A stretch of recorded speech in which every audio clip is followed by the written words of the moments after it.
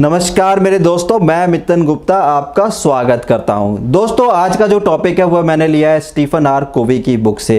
Stephen are कोवी की एक बहुत ही फेमस बुक है जिसका नाम है 7 habits of highly effective people, यानी कि जो लोग अपने जीवन में कामयाब होते हैं उनके पास कौन सी ऐसी 7 आदतें होती हैं जिसकी वजह से वह कामयाब होते हैं।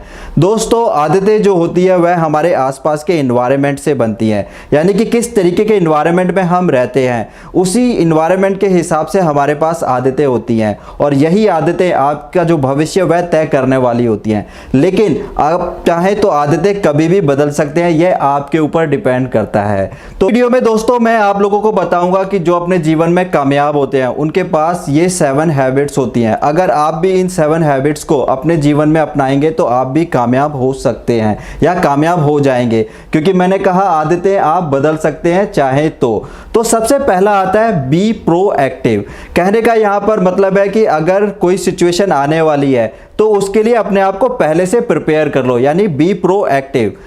ऐसे लोग जो होते हैं जो अपने जीवन में कामयाब होते हैं तो उनको पता होता है कि किस टाइम पे क्या काम करना है, यानी कि अगर कोई काम कल आने वाला है तो उसकी तैयारी आज से ही कर ली जाए, यानी कि प्रोएक्टिवली बिहेव किया जाए। जैसे फॉर एग्जांपल के तौर पे अगर आपको अपनी हेल्थ के बारे में कुछ करना है या सोचना है तो उसके लिए एक्सरसाइज करनी पड़ेगी। ये हो गया प्रोएक्टिव, यानी कि आप कल को बीमार ना पड़े इसके लिए एक्सरसाइज करते हैं, तो ये एक प्रोएक्टिव वर्क है। दोस्तों, हेल्थ से याद आया, आज एक्सरसाइज के लिए वक्त निकाल लीजिए, नहीं तो कल डॉक्टर के लिए वक्त निकालना पड़ेगा, तो चॉइस आपकी है। चलिए दोस्तों, अब 2 नंबर पॉइंट की बात करते हैं। तो 2 नंबर पॉइंट है begin with the and in mind, यानी कि काम की शुरुआत करें तो आपको पता होना चाहिए कि आपको जाना कहाँ है, यानी कि जो गोल है वह आपको पता होना चाहिए कि आप कहाँ पहुंचना चाहते हैं, तभी काम की शुरुआत करें। अदरवाइज जो भी आप एफर्ट लगाएंगे वह यूजलेस एफर्ट है, क्योंकि आपने एक गोल सेट नहीं किया। तो जो भी काम करें आपके माइंड में क्लियर होना चाहिए कि आपको पहुंचना कहाँ है। जैसे फॉर एग्जाम्पल के तौर पर मैंने हेल्थ का लिया, तो अगर आपका टारगेट ये है कि आप अपना वजन कम करना चाहते हैं, तो आपका गोल है कि आपका वजन कम करना है। तो कितना वजन कम करना है, हो सकता है कि 10 पाउंड कम करना है या फिर 20 पाउंड कम करना है, तो आपका गोल आपने सेट कर लिया। तो अब आप जब एक्सरसाइज करेंगे तो आपको पता है कि आपका गोल क्या है। ओके दोस्तों, number 3 point, put first thing first, यानी कि आपको काम की जो प्रायोरिटी है वह पता होनी चाहिए कि किस काम को पहले करना है, फिर किसको सेकंड नंबर पे करना है, किसको थर्ड नंबर पे और किसको फोर्थ नंबर पे। अगर आप फोर्थ नंबर का काम पहले नंबर पे करेंगे तो यानी कि जो काम की जो प्रायोरिटीज है वो आप प्रॉपर तरीके से डिफाइन नहीं कर रहे हैं। तो जो काम पहले करने का है उसे पहले कीजिए, फिर सेकंड नंबर का, फिर थर्ड नंबर का, फिर फोर्थ नंबर का। तो आपको पता होना चाहिए कि किस काम को पहले करना है। तो यह हमेशा जब भी कोई काम करे तो उसकी प्रायोरिटी जो है वो पहले से डिफाइन कर ले कि हाँ, ये काम मुझे पहले करना है, फिर ये दूसरे नंबर पे करना है, ये तीसरे पे और ये चौथे पे। तो ये है तीसरे नंबर का हाईली इफेक्टिव लोगों का काम। और दोस्तों, अब आता है नंबर 4, थिंक विन विन, यानी कि जब कामयाबी की तरफ आगे बढ़े तो अपने साथ दूसरे लोगों को भी कामयाब होने का मौका दे, यानी कि खुद भी जीते और दूसरे लोगों को भी जिताएं। तो क्योंकि ये कलेक्टिव वर्क होना चाहिए कि खुद भी जीत रहे हैं और दूसरे लोगों को भी जिता रहे हैं। तो हमेशा जो लोग हाईली इफेक्टिव होते हैं उनके अंदर ये क्वालिटी होती है, वह खुद तो आगे बढ़ते ही हैं और दूसरे लोगों को भी आगे लेके चलते हैं। तो जब सब लोग आगे बढ़ते हैं तो ये एक थिंक विन विन वाली पॉलिसी पे काम हो जाता है। दोस्तों, थिंक विन विन को मैं आपको एक एग्जांपल के थ्रू और समझाना चाहता हूं। जब मछली पकड़ने के लिए जाल समंदर में फेंका जाता है तो मछलियों के साथ कुछ केकड़े भी आ जाते हैं। जब केकड़े और मछलियों को जब अलग किया जाता है तो मछलियों को एक अलग बकेट में डाला जाता है और केकड़ों को एक अलग बकेट के अंदर डाला जाता है। जिस बकेट के अंदर मछलियों को डाला जाता है उसके ऊपर एक ढक्कन लगा रहता है, और जिस बकेट के अंदर केकड़ों को डाला जाता है उसके अंदर जो है वो कोई ढक्कन नहीं लगा होता। तो ऐसा क्यों कि जब केकड़ों को डाला गया तो उसके अंदर क्यों ढक्कन नहीं लगाया गया? होता क्या है कि जब कोई केकड़ा बकेट से बाहर आने की कोशिश करता है तो दूसरा जो केकड़ा होता है वो उसे पीछे खींच लेता है, और उन्हें पता होता है कि ये केकड़े कभी बाहर नहीं आ सकते, क्योंकि एक अगर आने की कोशिश करेगा तो दूसरा जो है वो उसे नीचे खींच लेगा। तो इस तरीके का नेचर इंसान में नहीं होना चाहिए। यानी कि अगर आपको अपने जीवन में आगे बढ़ना है तो थिंक विन विन, आप खुद भी बढ़े और दूसरे लोगों को भी आगे बढ़ाएं। और देखना कि अगर आप ऐसा करेंगे तो आपको कितनी खुशी मिलती है, इसका कोई अंदाजा नहीं है आपको।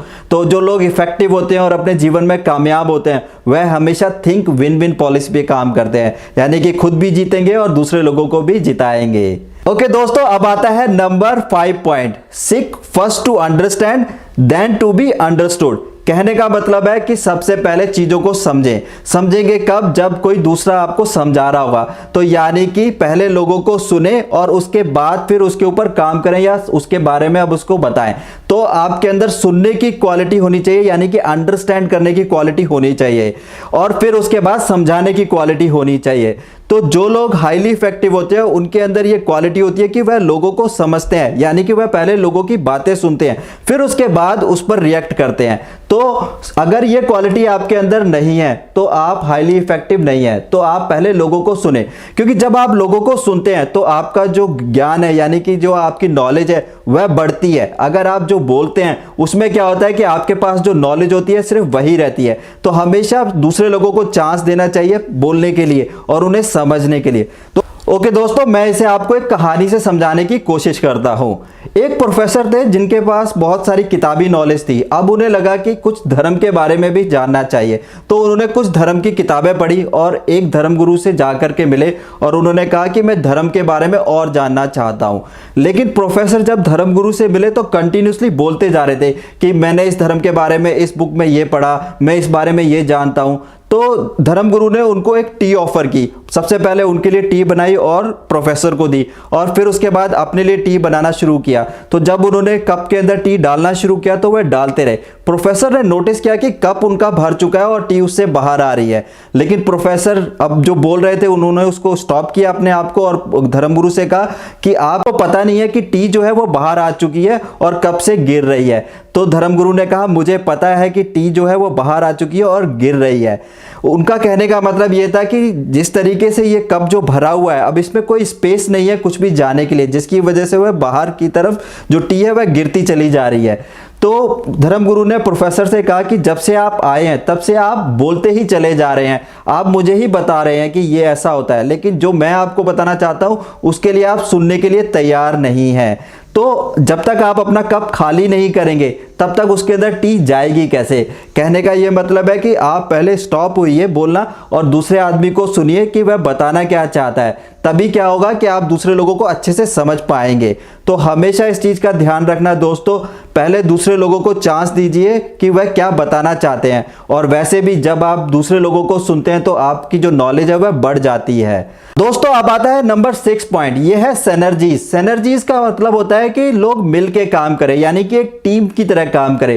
जो लोग अपने जीवन में हाईली इफेक्टिव होते हैं वह हमेशा एक टीम की तरह काम करते हैं, यही उनकी खास बात होती है। दोस्तों एक ब्रेन से 2 ब्रेन अच्छा होता है, और आपको पता है कि 1 और 1 11 भी बन जाते हैं। यानी कि अगर सब लोग एक साथ मिलकर काम करेंगे तो जो प्रोडक्टिविटी है वह हमेशा ज्यादा रहेगी। तो हमेशा टीम की तरह काम करें, यानी कि काम को डिफाइन कर लें कि एक आदमी ये काम करेगा, दूसरा आदमी ये काम करेगा, जिससे जो रिजल्ट रहेगा वह बहुत ही ज्यादा इफेक्टिव रहेगा। तो हमेशा एक टीम की तरह काम करना सीखें और लोगों की टीम बनाएं कोई भी काम करने के लिए।